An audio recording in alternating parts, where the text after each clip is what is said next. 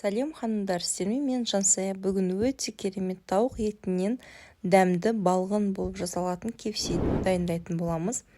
Арнама тіркеліп, қоңыраушаны басуды ұмытпаңыздар. Өте керемет жұмсақ, дәмді болып шығады.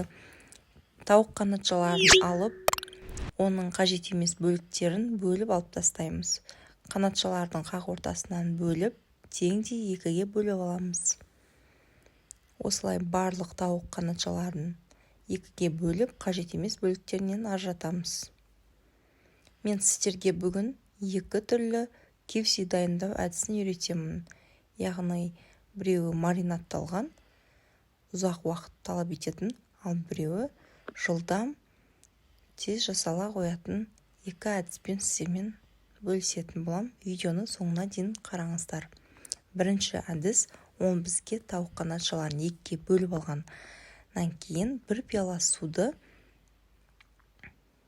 бір ас қасық тұзымызды сеуіп, және қара бұрыш, қызыл бұрышымызды сеуіп, жақсылап араластырып қоямыз. Осы кезінде бір пиала суымызды бөлек осындай кесеге, ыдысқа дайындап, осындай Старбактың дайын смесін 3 қасығын осы суға араластырып қоямыз. Қалған бөлік смесін келесі бос ыдысымызға салып дайындап қоямыз. Яғни тауық еттерімізге тұз бұрышы сіңіп, 10-15 минуттан кейін осы сместерге осылай бірінші сұйық суына салып, екінші құрғақ смеске салып, барлығын осылай жасап қоямыз.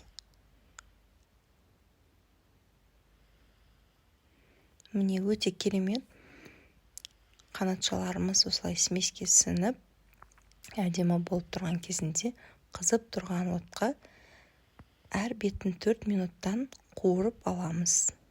Яғни бір беті 4 минутқа кейін ауыстырып, тағы 4 минутқа қыздырамыз. Қуырылған қанатшалар өте әдемі,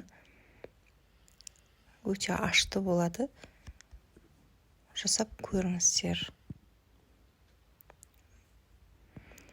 Ал енді бізге ыдысымызға, кеңдеу ыдысымызға тұзымызды, сарымсағымызды, қара бұрышымызды, қызыл бұрышымызды жақсылап салып, біздегі қалған қанатшалардың барлығын осы суға кемінде 1 сағатқа тоңазытқышқа қойып қоямыз.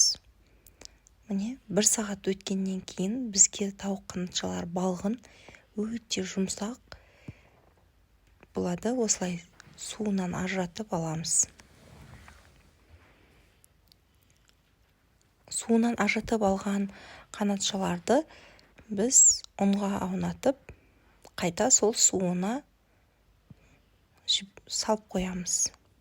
Яғни осы әдісті қайталай беріп, барлығын судан қайта алып, ұнға қайта салып, қызып тұрған майымызға қуырып аламыз.